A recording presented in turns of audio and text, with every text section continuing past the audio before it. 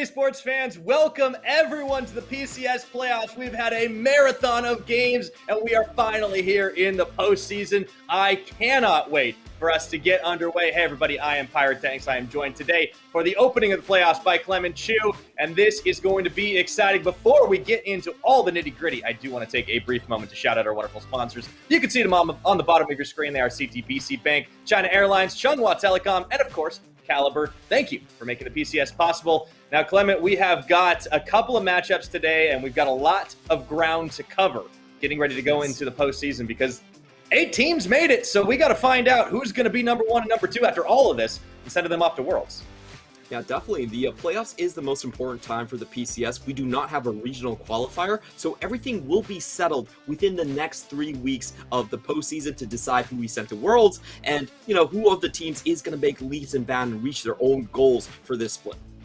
Absolutely. I think we've had some twists and turns in the regular season already. It really is a slog of games because there's only 5 weeks. It's really condensed in there. And we've seen teams really rise and fall. Some really impressive last-minute performances from the likes of Liab coming up and making the playoffs qualifier. Huge win for that team, as well as the likes of Hong Kong Attitude really putting it back together. But before we get underway, we do have to do a little bit of housekeeping to talk about last week because Husha was our player of the week, including tiebreakers. This man played 5 games, and he had some really standout performances, especially on that Rumble. Yeah, that has been the big thing about Beyond Gaming. They've been trying out different compositions, and Husha has been a catalyst in them being able to run ADs in the mid lane and going on this Rumble that a lot of players have actually felt like it was a bit of nerf coming in onto the new patch on 11.15, but he's able to make it work, and he's making sure that Beyond Gaming has that second composition to go to, where they play for early Drake fights with a lot of area of control, crowd control. They have a lot of hard CC coming in with the Ashe combo and the Renekton mid lanes, and we'll get to see if Beyond Gaming actually get to play more of a tempo game in the postseason because of Husha's picks here. Yeah, I like to see where this team is heading right now. I think there was some times when we were asking a few questions about the direction they were going, but they really started to show us at the end of the split that they had some really impressive, powerful picks, some really impressive and tight team fighting play. And, that's kind of what we were expecting of this squad as far as the summer split was concerned. They really tightened up a lot of the weaknesses and, really shored things up and, managed to get that second seed after all. Maybe there were a few questions like some Boom Esports, Machi maybe coming to reclaim their crown, but nothing doing. We will take a look at our final standings for the regular split. Of course, PSG Talon with an 18-0 record, a perfect split. They're going to try to keep that streak alive going through the postseason, but we won't see them till round number 2 because of the bye. Joining them, of course, is Megabank Beyond Gaming, and right behind Armachi Esports and Boom, we will be seeing them not too far in the future, as well as J-Team and Hong Kong Attitude we'll be seeing today. And then last but not least, the Brajaya Dragons and Liab managing to get in with those last couple slots. Yeah, the biggest risers really are Boom Esports and Liab Esports coming into that. Impunity, unfortunately, is going to miss out on playoffs coming in for spring, so that's the only difference compared to our spring split kind of playoff setting right here. I think most of these teams have leveled up. They looked a lot stronger, and that's why I'm so excited to be here. The PCS throughout this year has just gotten better and better. Yeah, we're seeing the teams really level themselves up. I think really looking at that bottom of the table, honestly, those are squads that we kept talking up week after week because, even if they weren't getting the wins until the very end, particularly Liab, it looked so impressive from them. And here is our playoff big picture, if you will. If this is a little bit confusing with you, I'm going to go ahead and break this one down to keep it a little easy. We start off with best of 3 rounds for the first round in the upper and the lower bracket. Those U's and L's, those are the upper bracket, lower bracket. We have double elimination here in the PCS, so if your team in the upper bracket does get knocked out, well, have no fear because they will have a second chance. But once they're down there in the lower side of the bracket, that is the last chance dance. After our first round, everything goes to best of 5s. We'll only be having 1 game on the day, and we'll have to see how it all shakes out. But to kick things off today, we have Boom versus J-Team and Machi versus Hong Kong Attitude. Those are your 4th and 5th seeds and your 3rd and 6th.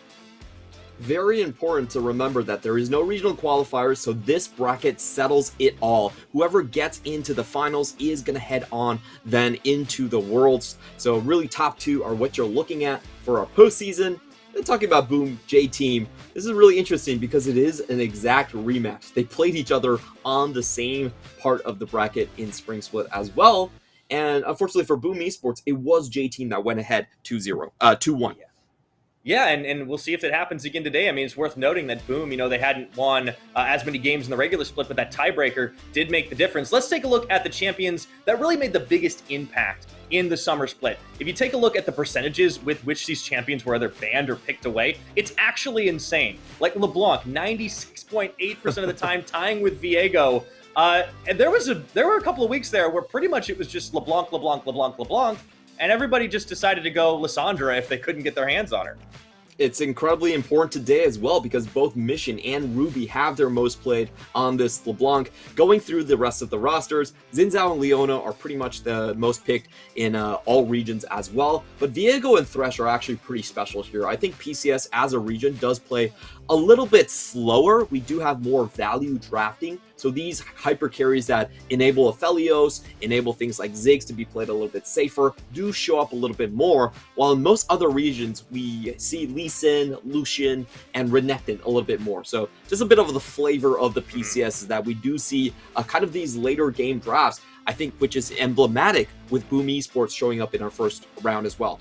In particular, Boom Esports, perennially I want to say the slowest team in the league, but that makes it sound like they aren't doing anything. No, this is a team that does quite a lot. They cause chaos everywhere, but the side effect of chaos is that games don't close out quickly or cleanly, as they have an average game time of about 34.5 minutes, which is about 3 minutes longer than just about anybody else in the league at the very least.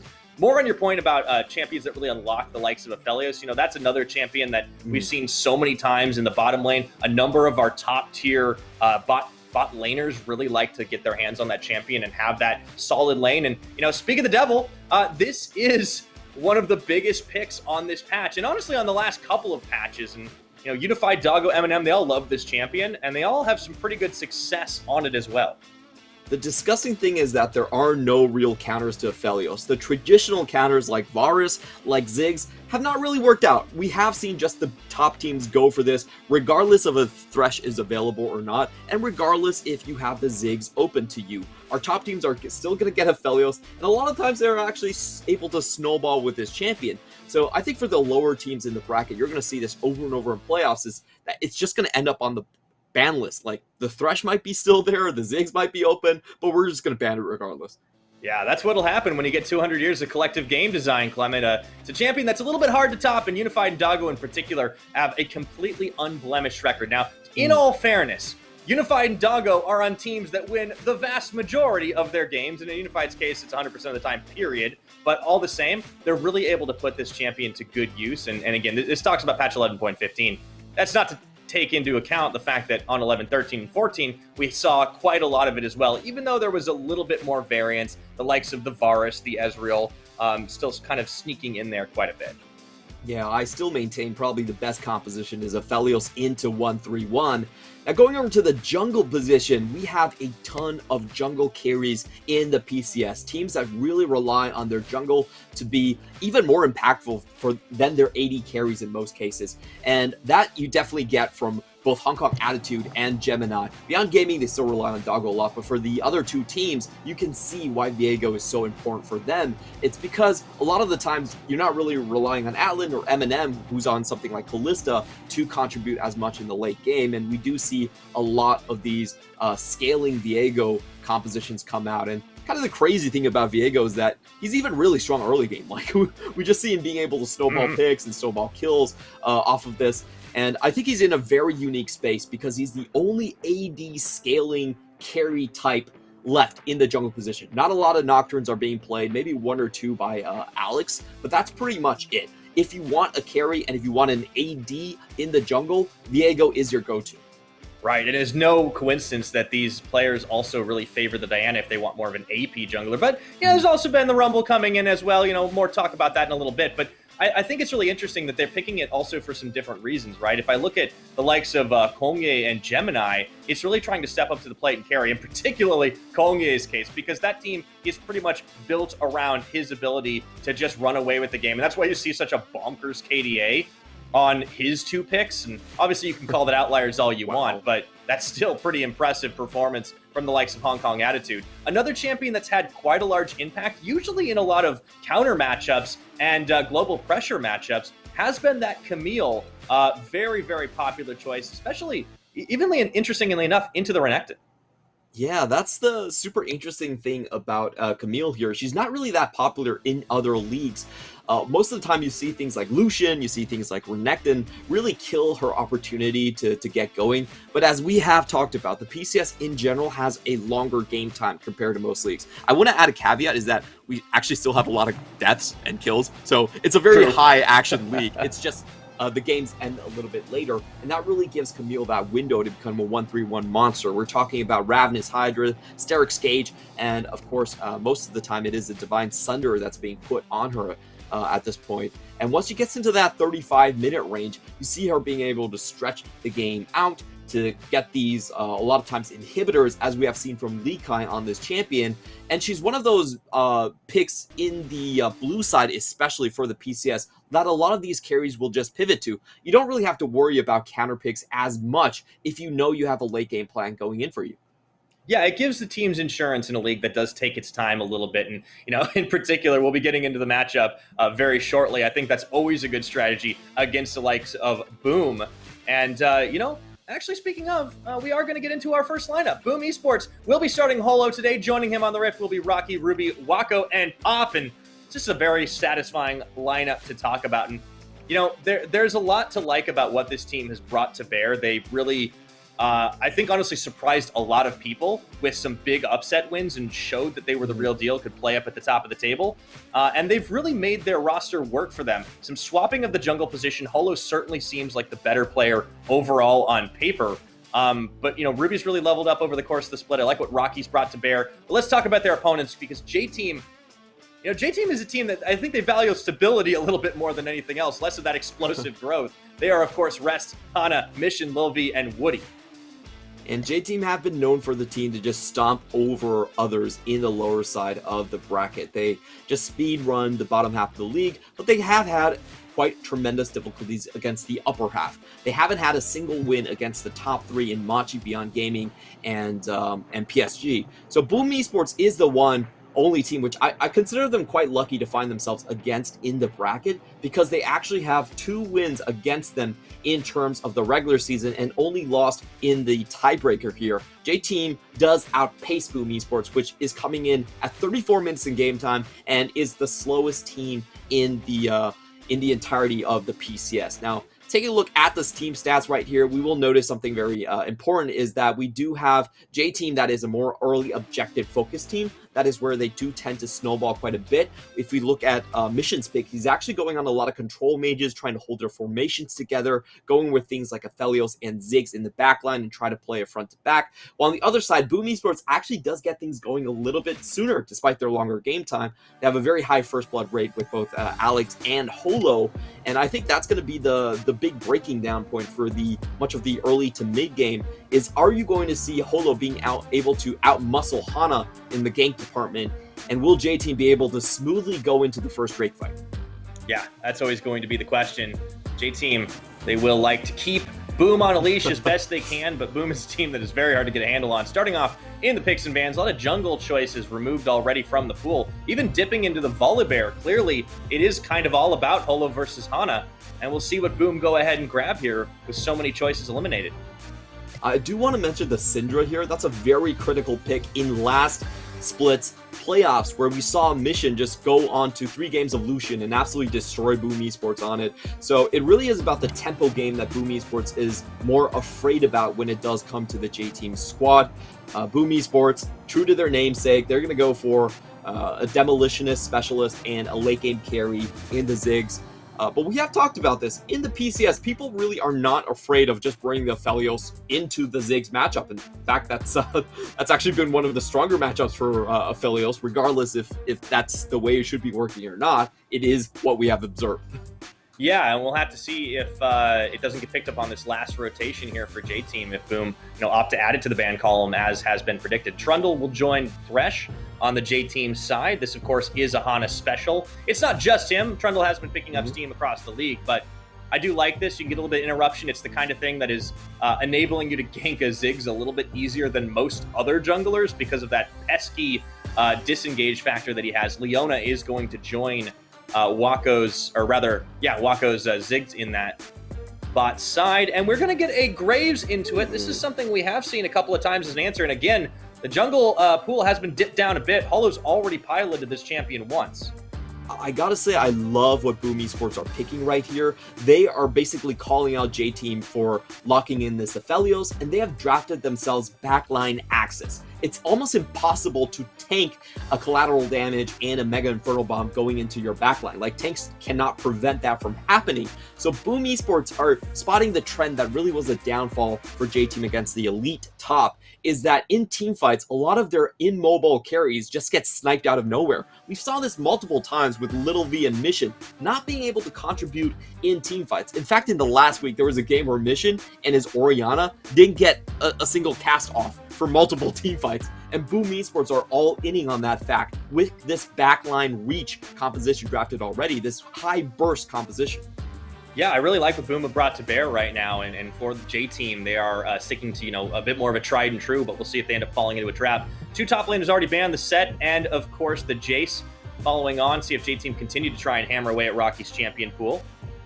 A couple of champions conspicuously missing from that ban list. That Gwen, Rocky's played a decent bit, but not for some weeks. I believe that is going to be the Tom Kench taken off the board. Yeah, so a little more tankiness.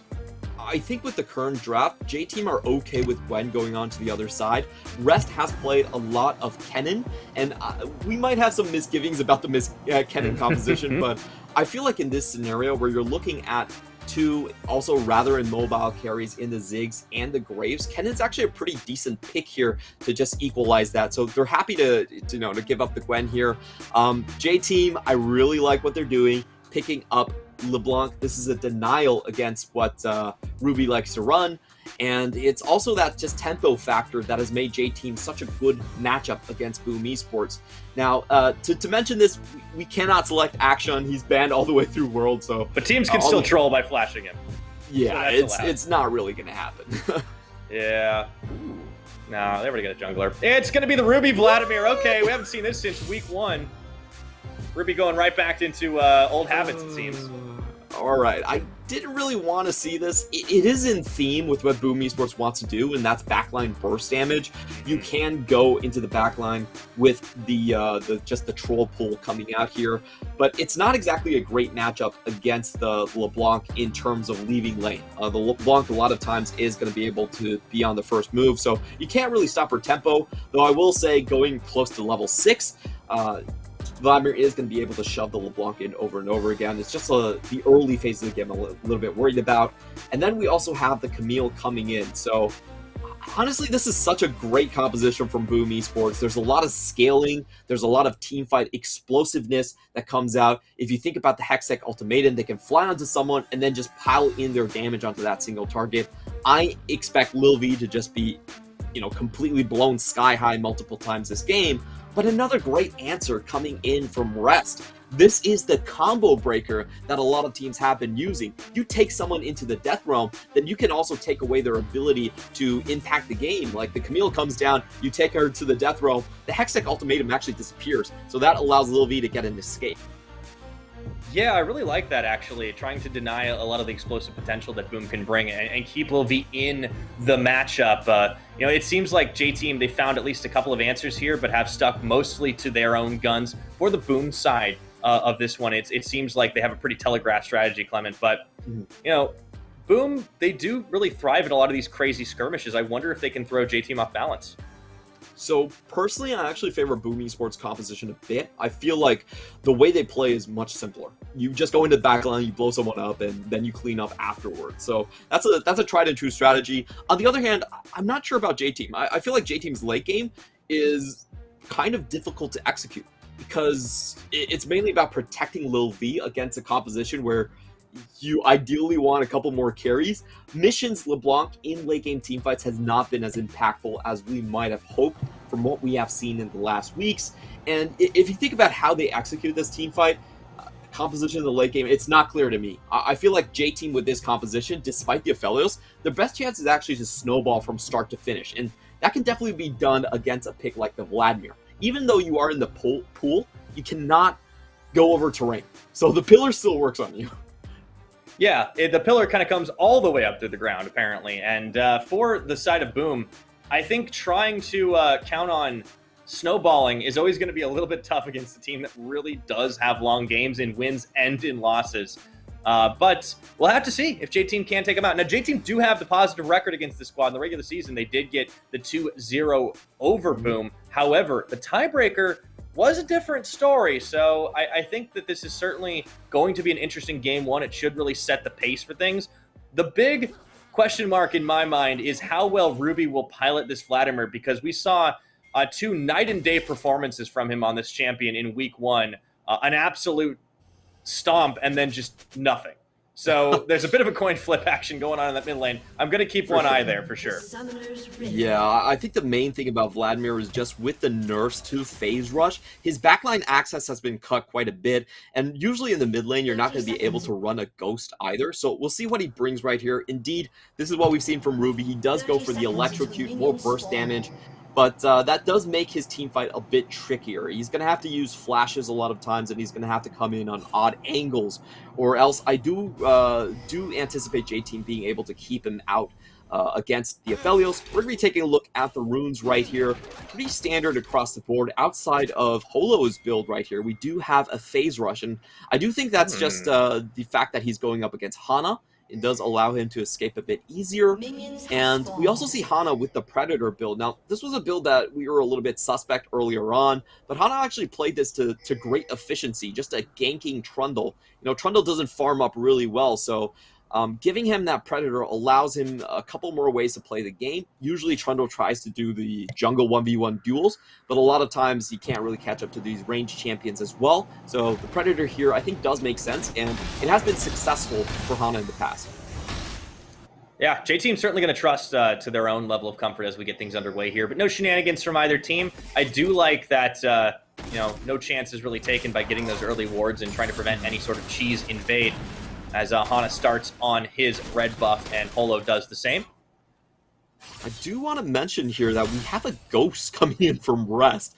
This is very interesting. It allows him a much more kill pressure when he actually is in that death realm. So I think Rest could be going for more of a solo strategy instead of the usual Flash. I think Flash is still much better in team fights because you can, you know, deny jungles on objectives. You can flash in onto backlines. That makes people playing against you much harder. But Ghost does seem to me to be much more of a solo lane build. So we'll see how Rest does pilot this. And meanwhile, taking a look at the jungle paths right here, we do have Holo trying to help onto the top side. I think Mordekaiser is still one of those champions you can snowball against quite easily. He inadvertently does push the lane, so you know, Boom Esports, I think this is correct choice. Trying to get a little bit lucky with that Mord, see if they can get a pushback and try to gank Rest without Flash. Well, Rest is already going low without the help of a gank. Rocky did manage to find a little bit of a trade for him right there. And he's just going to shove this wave. For the time being, though, jungler's going to take a little while before they actually get up into that point. I want to see what Holo does on this Graves. You know, keep in mind, he's the only player that's actually found success on this champion in the league. We've had a couple of games played on it. One of those, of course, was a weird mid-top flex thing from Kanji, so I'm not really going to count that one. But Holo's already played it once and found a really impressive performance for himself. Yeah, we have seen just mainly, I believe he actually went for the Gale Force, and he does play like a more of a secondary AD carry, so less burst damage, but a lot of late game potential here, and we're watching the laning phase unfold from Mission early on, and he's been doing such a good job at just keeping his distance from those empowered Qs coming out of the Vladimir. We really see that Ruby has not been able to trade anything back on that side.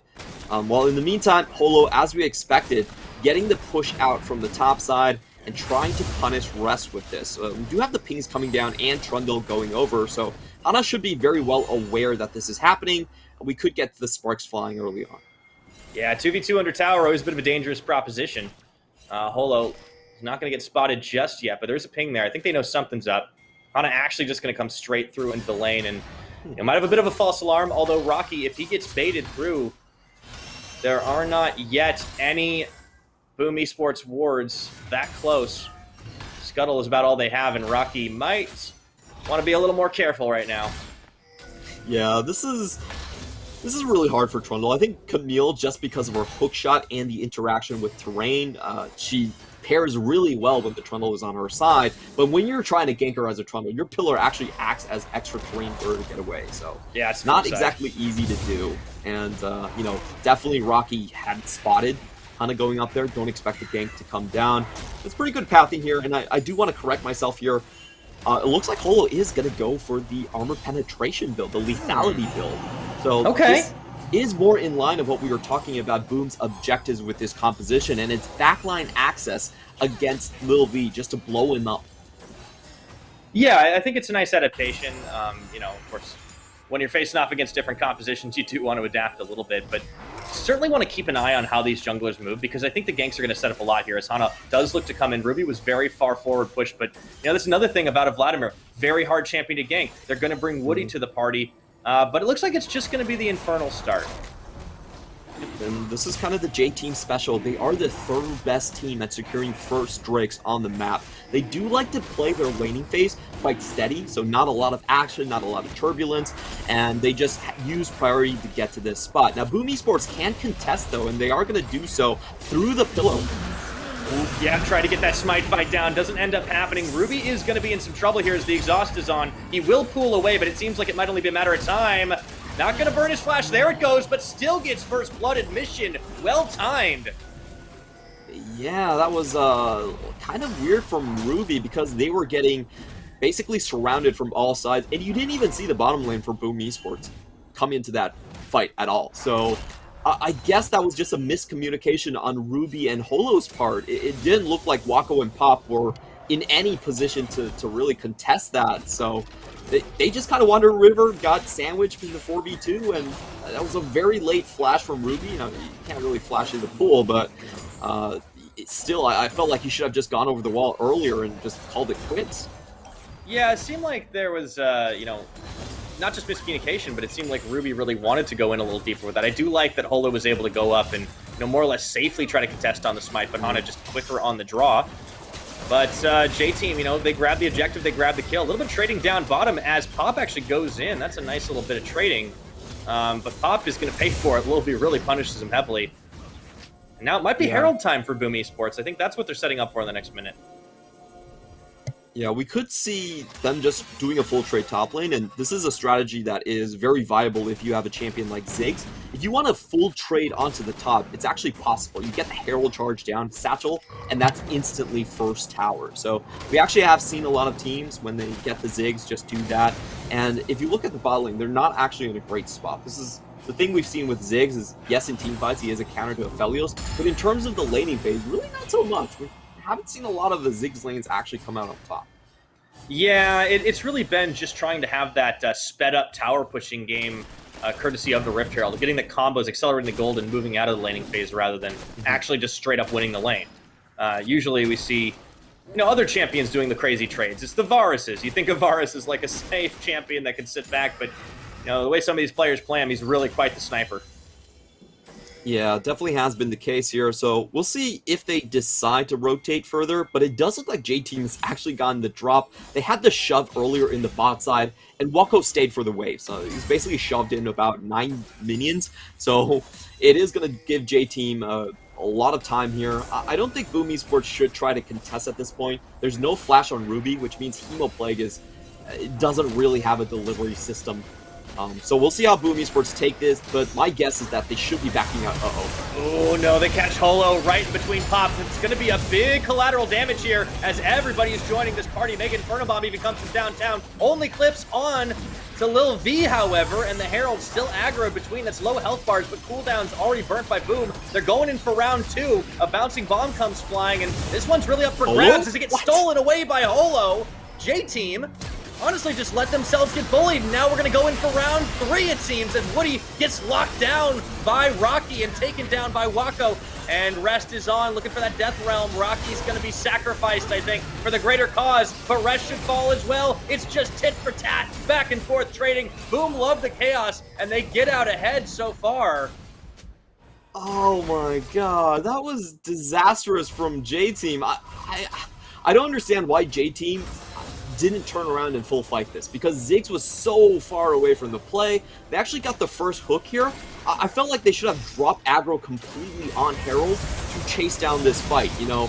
It was 6 seconds before Ziggs could enter. They should have just fully entertained that. Instead, they just stood around and took so much unnecessary poke damage. Look at Shelly just working on mission, even getting the passive right here. And in the meantime, like, Hana's already low, so it just seems like J-Team were caught in confusion as what they were supposed to do there, and they handed everything over to Boom Esports. Yeah, that was, honestly, I'm going to borrow a phrase from you, Clement, a bit of a head-scratcher from J-Team. They kind of had some moments of indecision here, and it cost them really big. And this is what Boom love to do. They love to take advantage of these moments where the other team's indecisive because they can just scrap really well. Taking a look at the carnage, kind of, you see Holo and Ruby picking up kills in that fight. Pretty critical to get that on some big carries, especially considering Ruby's kind of been still sort of kept at arm's length here in this laning phase. Yeah, 100% what should have happened was I feel like they should have disregarded the Camille's Hextech ultimatum on Woody. Like, does Thresh really matter in that team fight? Like, for me, the Death Realm was much better on Holo. Like, Holo still has a lot of damage in these early team fights. He's a lethality build. You kill him, you secure the Herald, and then you finish the rest of the team fight. But unfortunately, I feel like rest, it just seems like, you know, playoff jitters from J-Team showing early on. Yeah, Holo and Pop now are going to try and get Mission while he was going to rotate for his blue buff, but actually not really buying the bait, and J-Team are actually in position to contest on this Mountain Dragon. Lil V, Woody, and Hana all hop in the wall. Wako's actually here. He's a little split from the team. Zenith Blade doesn't land, and now, boom, they're keeping the Dragon aggroed, but this could be a similar mistake that we saw J-Team make just a moment ago, and that is going to be the Leona caught. Dragon secured. If Ruby can get out, Pool is down. They kind of just trade one for the objective. Yeah, and that's going to be 1 kill for 1 objective, which I actually still think favors Boom Esports. You know, getting 1 Drake on the board puts so much pressure off the rest of your team that really does want to scale. If you look at Camille and Vlad, these are champions that love to go to 3 items. So for Boom Esports, this is still a total win. Kill on support, don't really think matters that much. And once again, I'm a little bit surprised by J-Team's target selection. I don't think trying to zone out Ziggs Wako in that fight was really the correct move. I would have preferred them to try and catch out Holo, who, again, does not have flash. Like, if Rest just pops Ghost and runs at him with the Death Realm, Holo should die. So I'm not sure why they're treating Holo so nicely. I don't know. I mean, it's definitely a bit of a mystery that Boom have just been able to get the drop on J-Team in these fights so far, despite the kill differential. You know, yeah, sacrificing 1 for the Dragon certainly going to favor Boom when they are trying to slow this game down. A lot of attention being paid in the south side of the map right now, but nobody will go down. Mission even sniffing around there, but he's going to have to settle with just pushing this wave. Well, Ruby was backed at base, and, you know, 12.5 minutes into this one, it's a little slow and it's a little steady, and, you know, that kind of has the hallmarks of a lot of these Boom games. They don't start cracking open until a little later. Yeah, but this time around, even though both times do have great scaling options in the Aphelios and the other side in the Ziggs of Vlad the Camille, I do think Boom Esports, in terms of their team fight, it's just so much easier. Like, if you look at these 5v5s right now in the mid game, it doesn't even look like J-Team know what to do in these team fights. It honestly does not look like how they know what they want in terms of, like, cleaning up the entire team fight. They're going for picks mainly, and that's not really going to win you the 5v5 throughout the entire thing. So I'm a little bit disappointed here. I feel like J-Team, they actually need to snowball a lot more in their mid-jungle, even though they're running an Aphelios comp. And I feel like J-Team are getting lulled into a false sense of security just because of how strong Aphelios has been throughout this split. But this really isn't the case in this particular matchup. Yeah, and this is really one of the struggles that J-Team can have sometimes, is when the game plan isn't going exactly as they envisioned it. There are a little bit of struggles to adapt, and this is why they've struggled against these top teams compared to the teams they can usually snowball over. Boom is not one of those squads, at least not entirely, despite the record differential in the regular split. Times have changed. We do talk about Boom as a team with likely the highest ceiling out of besides PSG, who is clearly just the best team. Okay, they have the best ceiling for sure, but after PSG, we feel like Boom Esports has actually had the best showing against elite teams. However, they do sometimes also have the lowest floor. There are a lot of teams, just because of how they how slow they play, they just get ran over. And J-Team was the team that has been able to do that against them. So, it's a great sign to see Boom Esports being able to hold steady in the early game. In the last playoffs, what we saw was Mission on Lucian, and them winning by 10,000 gold advantages by the 30-minute mark. So this is a very different game from what we usually see between these two squads. Yeah, that's what you're talking about at the beginning, just teams leveling up across the board in the league. It is nice to see really Boom rising to the level of their competitors. I think they've been one of the biggest and most pleasant surprises of the split so far. Excited to see what they continue to do. But for J-Team right now, this is a dangerous game to be playing, getting lulled into that false sense of security. It may only be 15 minutes on the clock, but, the statistics would indicate that going late against Boom tends not to favor most squads, especially if your name isn't PSG talent. For sure. The weird thing about J-Team is, despite their tendencies to pick late-game things like the Orianna, the Azir, they actually don't have the best mid-lane game rating, and we do see Wako just getting forced down here. Yeah, the pillar goes there, forcing him to flash away, but that's going to turn the fight. In fact, they actually delete Hana. Mega Inferno Bomb going to clip onto Woody, and the collateral damage. So despite that starting, with Wako being caught, J-Team over Chase and lose 2 for it.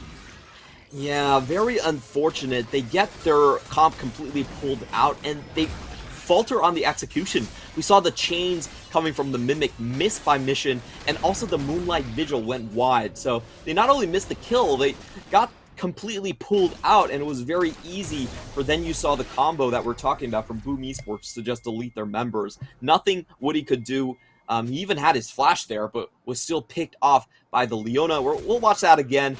I think this is actually a decent idea coming in from J-Team, but unfortunately the execution just simply was not there as they missed 2 crucial abilities.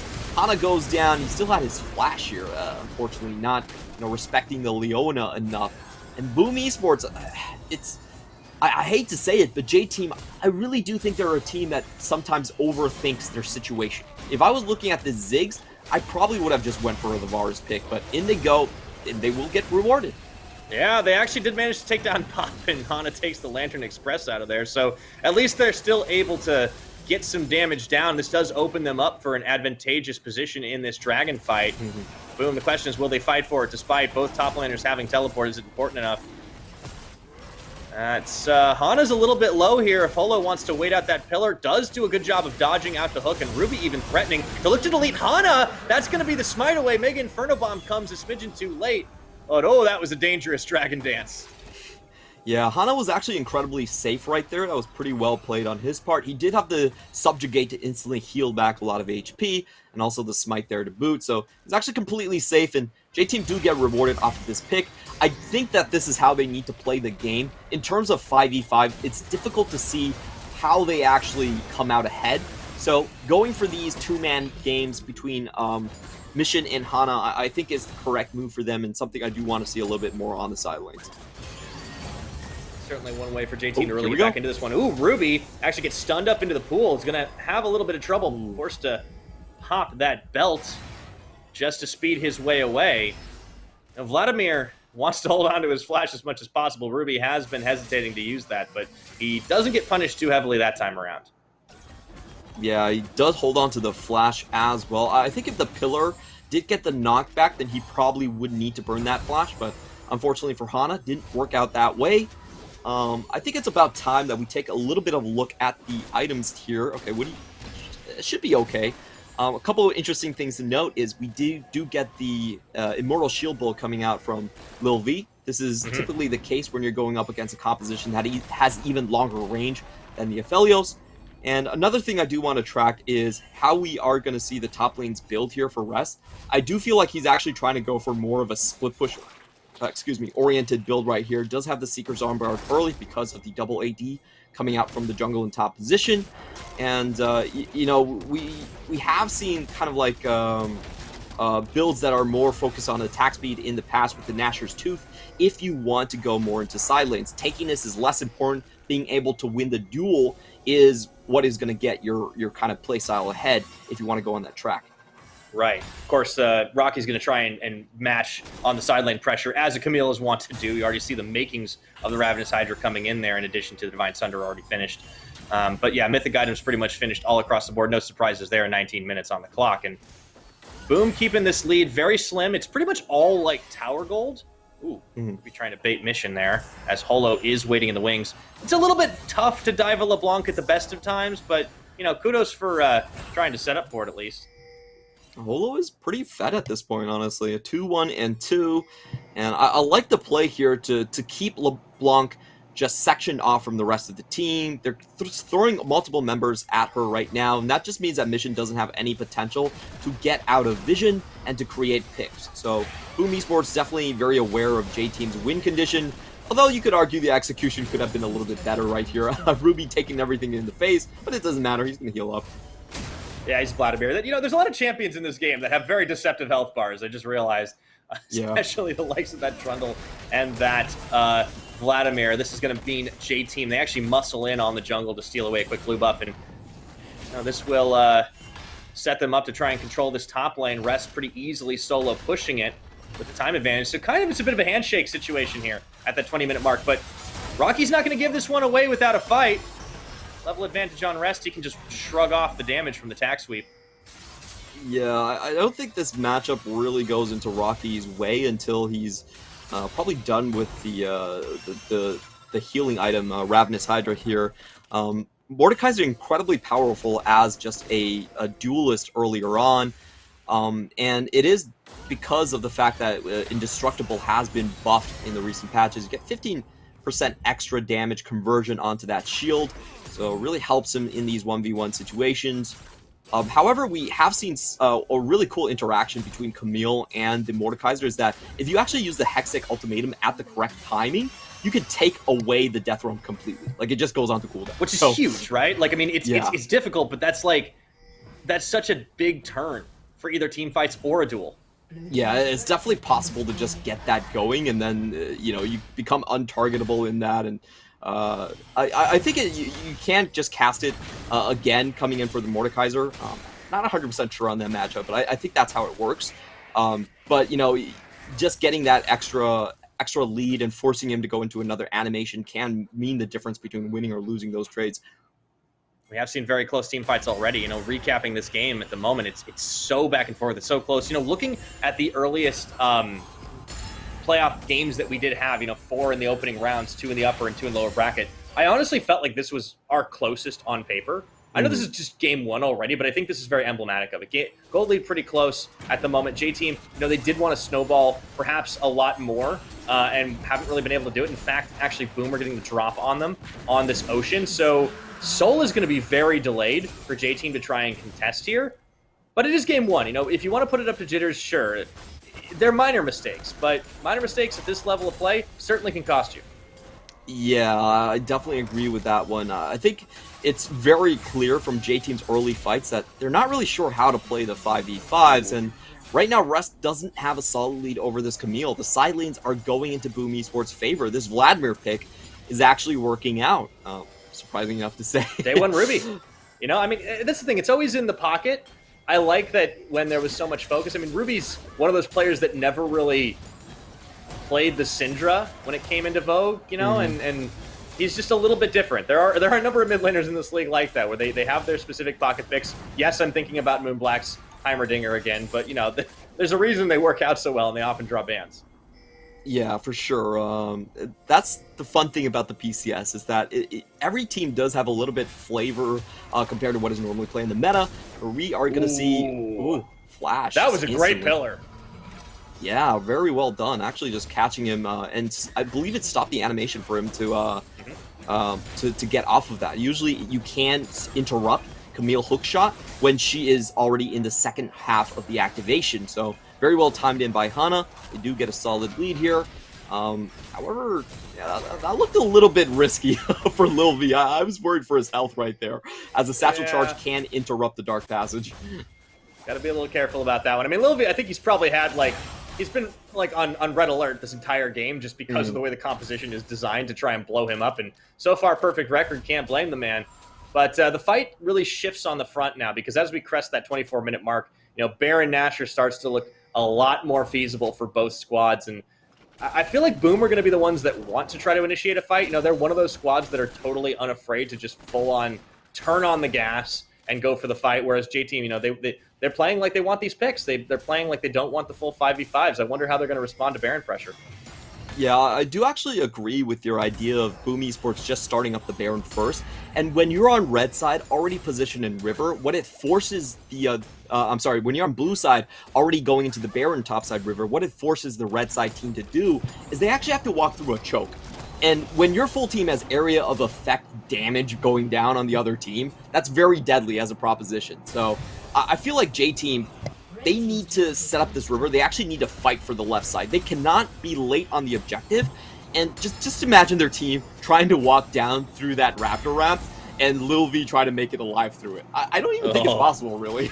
I don't know, man. Yeah, I don't think Cleanse and Flash is going to save you in that case. But Boom are really doing a good job of keeping the map really pushed away from J-Team, and not by starting any fights, not by forcing anything, by just muscling their way in. Great ward coverage on both sides of the river at the moment.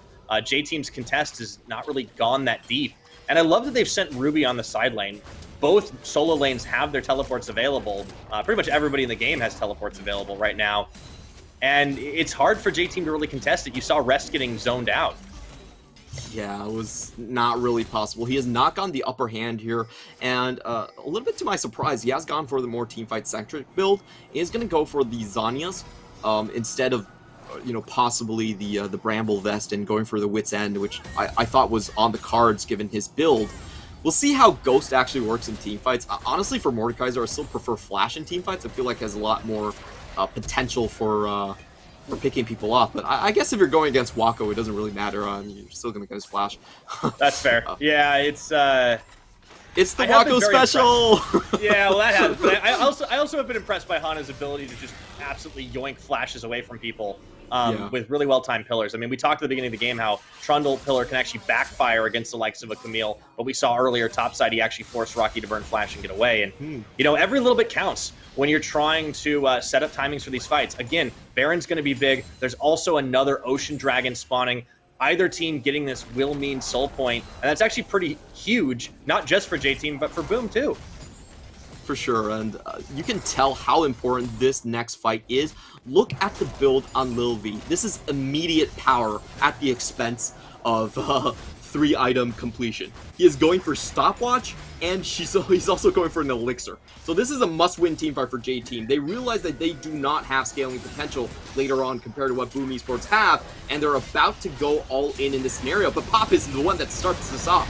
Oh, it's going to be the Mega Inferno Bomb, not landing nearly as deep as they needed it to, as Rest on this front line, really keeping them low. Ruby going deep, but he actually pops out of the pool and forced to flash away, going in for round number 2, and into the back. They look for that collateral damage, but it's Ruby who is the first casualty of this fight. They're still going, however. A lot of damage left in the tank. Bombs flying left and right. Hana's going to open up to take down Rocky as well, but Rest also falls. Lil V so low, they couldn't quite blow him or Mission up. Oh, Boom, they just don't get enough. Yeah, we do see the Hemoplague at the end still getting enough damage. Even though Ruby goes down, he helps the rest of his team put the deeps onto J-Team, and throughout this entire thing, J-Team still have a lot of difficulty reaching those backlines. Boom Esports essentially running with double bot laners at this point, and they both have lots of range advantage. Holo able to zone the 3 members away just with the smoke canister. And J-Team, they eventually give up on the objective. So, yeah, I think that's hugely in favor of Boom Esports just because of how delayed the build from Lil V is. If you think about it, he expended over 1,000 gold to get this team fight to work, and it didn't go into his favor despite a pretty bad start from Boom Esports. We're going to watch this one again. Pop goes in. I think he got the wrong target. This is not really who you want to get. There's flashes galore there, and the backline gets out. Rest has to go on to Ruby a little bit early on when he really should be going for Wako, who does not have flash. So, honestly, I still feel like Flash and Mordekaiser are going to play teamfights. It's still probably a little bit better. But then let's watch the backside of this fight right here. The most important thing to me is how safe Wako has been. Mission cannot find Wako through the minion wave. The chains are getting stuck down, but we're going to more action right off the bat. Yep, Ruby just gets completely gankaruskied, but he's able to make his way out. Really hard to take down a Vladimir when Pool is up and available. But this was J-Team really just trying to capitalize on a moment where they found him, and instead, they're going to get themselves caught as Hana, Megan Inferno Bomb, and the collateral, everything expended. He's still ticking. I don't believe it, but he is certainly going to have to back to base, and that should open up an opportunity if Boom want to go all in on this Baron. I don't know if they do, though. He got out on 20 HP. That's so ridiculous for Hana to be able to manage. They do catch sight of Woody here. But as we see, this is, I think, getting into the strong point of Boom Esports. They have great terrain denial, and if they can just force J-Team to walk into them through these chokes, I don't really see how J-Team take a fight. It's so difficult to get through either the inner try or the Raptor ramp here. You think about what tools Holo has. Yeah, like, you have to walk through a Hextech minefield, a satchel charge, and also a smoke grenade. Like, how is that even possible? So I love what Boom Esports are doing. They're just pulling the trigger right away. Yeah, they do peel off the Baron, and that's what J-Team wanted right now. They were in danger of getting collapsed upon. Mission was wrapping around the side. Really good use of the pillar in the pit to kind of keep Boom from finding a comfortable position. Those Baron spines were starting to hurt. But J-Team, they're the ones slowing down the game, but that's not what they want to do. They wanted to accelerate from the very beginning. They've been delaying themselves time and again. As you mentioned, Lil V on his build as well. That's just one kind of symptom of all of this, and they're the ones behind in the Dragon game. They're the ones behind in the Tempo game. Boom are the ones that are getting stronger, and J-Team have a ticking clock. Doesn't bode well for game one. It definitely doesn't. And I think the critical thing that happened here is, we talked about Aphelios being kind of the PCS go-to even against Ziggs. That has not been the case in solo queue. That has not been the case in other regions. Overall, Aphelios does only have a 42% win rate against the Ziggs. So I think this is things sort of regressing to the means, and J-Team definitely getting punished when Boom Esports frankly already showed their cards with the Vladimir, with the Ziggs, that they were going to try and blow up Lil V, and they still went for the Aphelios. They were like, yeah, we're still going to try this. Oh, that's Ruby. Never mind. He does get caught. It's a little bit late to react here. Lil V's going to take him out. That was... I feel like they had a game plan. I feel like Boom really wanted to use Ruby as bait and counterclaps, but they just were not there. Or Ruby just ran it down a bit. I think Ruby just forgot about the existence of the pillar. Sure, you have the pool, but you can't walk up against a Trundle like that. We talked about the interaction. You can dive behind bodies. You can't dive behind terrain, and that was such a costly mistake. That is what we in the business call an oopsie. Technical term. Yes. You don't even have wave clear. Why are you taking such a risky path and just walking up against Hana like that? Speaking of risky path, this is dangerous right now as Baron started 5v4 advantage for J-Team, looking to try and set themselves up a power play. Here's Holo around the side. They're buying a little bit of time here, but the Baron is still aggroed. Holo, he sees this one, he goes in, tries to get the smite steal up, not able to do it, but maybe they can take the fight. Holo, no, he's gonna get exhausted, taken down in the back of the pit, they're low, Woody's gonna fall. Hana still alive, but cannot do a damn thing right now, as Toph is body blocking, bouncing bomb gonna land, big Inferno, only gonna clip. Oh, Mission Lil V also low here. Waco's still there. Oh, the satchel doesn't go the way he wants it. But Rocky's on top. Gets the tack sweep. Looks for more. Shut down. Waco taking it away. J-Team, they're going to limp out of here. Another bouncing bomb. Not going to go the distance. Oh, that was an expensive Baron take for J-Team. Yeah, that was very close to just being a full wipe here by Waco. I believe if he landed 2 extra abilities, that he could have wiped the entire team from J-Team and just taken the Baron away. But let's go back to it from the start. Rest is doing his job right here, standing his ground and making sure that his carries have enough time to take things down. And at the very end, it was not the smite that secured the Baron here, it was the Aphelios. So this could have gone sideways a lot of times. J-Team really should consider themselves lucky to be able to get away with this one. We'll watch the bouncing bombs, misses here. Doesn't really get the ultimate. I don't really blame him. It's actually pretty hard to land all of these abilities when people are already outside of the pit. Waco trying his darn best. But Boom Esports might still be rewarded with the Ocean Soul at the end because J-Team just have to back. Yeah, they are going to opt into the trade after the fact. So, Baron on 2 versus the Boom Ocean Soul. And J-Team, this is still going to be very tough for this squad, but there are some heartening signs. They were able to find that Baron with... Oh boy, I don't even have any time to talk about that one because Boom just go deep. This is the composition that they wanted to run right now. Rest going into the back line, but Rocky is already out as the tower is going to fall. He actually sticks around. Look at the damage he's doing in a 1v2. Rocky just holding the line. The hook doesn't go anywhere near target. and Boom are just running down this mid lane and are going to fire away at this turret on the inhibitor, easy finding it. I have to say, but this is god-awful awareness from Woody. His job is not actually to pick other members from Boom Esports. His job is to provide dark passage. That's it. He should not be working in the front lines. You could tell Boom Esports, once they knew that the Thresh was in front of the Aphelios, they just went all in. So, like, this is such a troll play from Woody, and it really goes to show that J-Team do not understand what the other team is playing for. As Thresh, you cannot show your position. You cannot be in front of your Aphelios. The entire enemy team is just going to run you down. And that's exactly what happened. Look at Rez. He does get the death roam, but it's too late. Like, he can't do anything when his Aphelios is already dead and the rest of the team is on cleanup mode. So it's just, you know, very unfortunate, but it also goes to show, I think, clearly the problem with J-Team when it comes into these late game phases against other elite teams is, I think a lot of times they are just getting outmatched on the support position. Woody has, you know, there's quite a drop-off between the top three. As and I say that, though, J-Team still find a pick. Yeah, talk about awareness issues. Unfortunately, Holo goes a little too deep.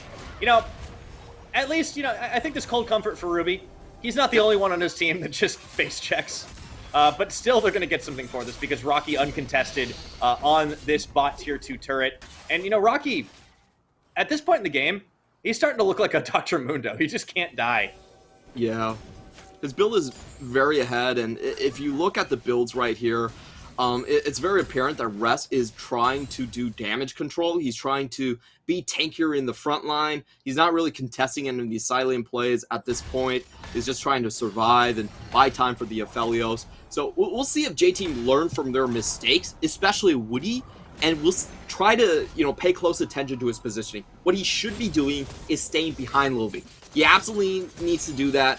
The only time I feel like he should be staying ahead of Lilvi is trying to get the play onto Camille. That's all. That's everything. Yeah. Like, if Camille's flying on you, okay, that's acceptable. But for the rest of it, try to stay behind him. Try to be there for Dark Passage support. You are the getaway Choppa. You are not trying to pick people, okay? Stop fishing for things. You're going to get your AD carry killed.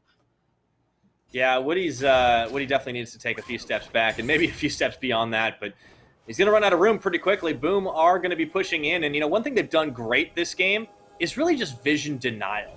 You know, sometimes they get a little too excited. They go deep into this jungle and they find an entire nest of J-Team members, but when they've been going, you know, in pairs like you see Holo and Pop doing right here, they're getting deep wards down. They're kind of denying J-Team vision, and, you know, it really was just a couple of timely picks that allowed J-Team to even go for that Baron at all. And, you know, now they're running out of towers.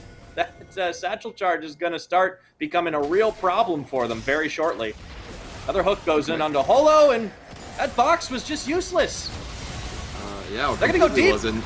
Big Inferno Bomb. My goodness, that's absolutely disgusting as Lilvi just gets exploded. Does come back up in this one, but the rest of the fight's there. He just cannot even get involved in this fight. And Holo will take him down with a little bit of help from Pop, and it is all just cleanup duty. Hand Boom Esports a mop, because this base is messy. I hate to say it, but I told you so. This is exactly what we should pay attention to. Does Woody actually know what he's playing for in these team fights? And I don't think he does. Like, once again, Boom Esports say, okay, Thresh just used all his cooldowns. Yeah, let's just kill Aphelios. He has no protection. GG. Boomer gonna take game number 1. I mean, they understood the win condition. They understood what they needed to do, and, well, they go up 1 game in this series, and J-Team have some real thinking to do, Clement. I just don't think Woody got the memo. It's a little bit painful to see how, like, the difference is so apparent in the way that Boom Esports conducted themselves. They played towards their win condition. They knew that their entire comp was just about killing Lil V on that Aphelios.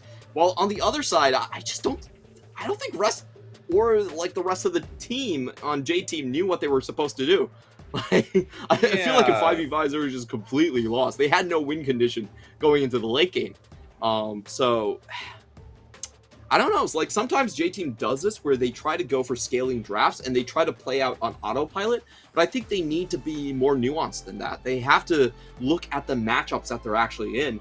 The first thing I would have done in that draft phase was I would have shifted away from Aphelios hypercarry, because with the Vladimir and with the Ziggs already online, it was very clear what Boom Esports were going to do. There was no question when you see Ziggs, Leona, and Vladimir, what they are trying to do. And they still locked into Aphelios. They still went like, Aphelios is fine, we just watched the PCS broadcast. They put him on the T1 God tier list. So let's just pick Aphelios and see what happens. There's 200 years back. Are you saying we baited him in this one? Yeah, we might have baited. But I honestly expected more out of Nash in this draft. Like, it was so obvious what J-Team were going to do, and it didn't seem like the coaching staff or the other members prepped them for what they were supposed to play for. I think this was a very clear indication that you were supposed to shut down the Vladimir and try to snowball the LeBlanc for side lane advantages rather than just go late. Like, what do you do going late? You don't have an advantage going late here. It goes down to what you were talking about in the draft, and I think even leading up to it, like that there are some issues with the way that J-Team plays out, especially against top teams. There's some level of indecision, and the autopilot really factor starts to set in. And, you really called it in the very beginning that Mission has not always been this like god tier carry. He definitely prefers a little bit more of these control mages. When he gets on this LeBlanc, he has some mixed results. It's not necessarily about the champion, but about how the team plays, or rather doesn't play around it. Because you're right, they needed to try and snowball lanes early. They needed to get Mission into the side, and the game was just very slow. It was, there was good objective control early on from the side of J-Team, but they didn't really get much else. Hana, he visited a number of lanes, but didn't really help find a lot of kills early. It was all about trying to burn flashes and set up for objective play, but it just wasn't enough of a lead to get rolling against a team like Boom, who are going to scrap 5v5 against you every time. I think you might have a little bit muted right there, Clement. Yeah, sorry. Oh, you're back. All right. Yeah, I'm back. I see the lips moving, but nobody's talking. But what I wanted to say about J-Team is this is a thing that infuriates me the most about J-Team is they are very stubborn in terms of doing meta drafts. They will draft according to what's best in the meta, and sometimes you can't blame them for that. But if they have any memory at all with their matchups against Boom Esports throughout the year, their average win time against them is 27 minutes. You actually ran them off the map with early tempo drafts. Why not just go back to that? I don't even think you need Aphelios when going up against Boom Esports. They are always going to draft slow in mid. They're always going to draft slow in top. And for the most of the split, if you look at Waco's champions, it's Aphelios, Ezreal, and Ziggs. So he's not exactly going to exceed the speed limit either. I think J-Team should actually just go into more of matchup drafting rather than meta drafting and just try to speed run Boom Esports. This composition for them, it was a lot of hope onto Aphelios, but the enemy team had already showed their cards and they didn't have a coherent strategy outside of the Aphelios, especially Woody. Woody did not get the memo. He just blew his Dark Passage, everything. And then Aphelios was just like, oh, I guess I'm dead now. So I just hope J-Team do change the draft and come up with a more coherent strategy than whatever this was. Yeah, I think it was a little bit disappointing to see in game number one. And, this is a best-of series, so there's a chance for them to adapt. But critically, it's only a best-of-3. Because in the first round of playoffs, you only get 3 games to try and show your worth here. And if they aren't able to find an answer against the side of Boom, well, they're going to be dropping into the lower bracket, and you'll have to see how that's going to go for them. Our player of the game, though, will be Waco. 100% kill participation. Even when he wasn't involved in these early fights, he still found a way to get within range of a Mega Inferno Bomb. And, towards the end of the game, this is where we started to see this player shine. I think the Ziggs is definitely one of those champions that's kind of emblematic of the playstyle. He's just going to crank out the damage in an AoE. He loves these 5v5s where things are just a little hectic, and he finds the answer. Yeah, we have seen Ziggs sort of underperform regarding the Aphelios matchup, but not in this game. I feel like Waco is definitely a higher caliber of Ziggs player. This has kind of been his go-to champion so far, and it actually has been for Lil V as well, which I think the interesting thing. Lil V has picked the most Ziggs out of any player in the entirety of the PCS, so I sort of expected them to understand how this Ziggs picks functions a little bit better, but even though they play a lot of Ziggs, apparently they're not a believer in Ziggs countering the Aphelios matchup. So we'll see if that changes in the coming games. Yeah, I got to throw out the script a little bit there because you certainly don't want to draft just straight up for the meta. As you mentioned, it is really all about trying to get those winning matchups. And, we'll see if they're going to be able to do it next. We've got at least one more game to play. And if they can find an answer, force it all the way to a game 3, I think it'll be really interesting. For the side of J Team, I think it does come down to finding those win conditions. But we are going to go ahead and take a quick cooldown. When we return, game 2 of this matchup between Boom and J Team.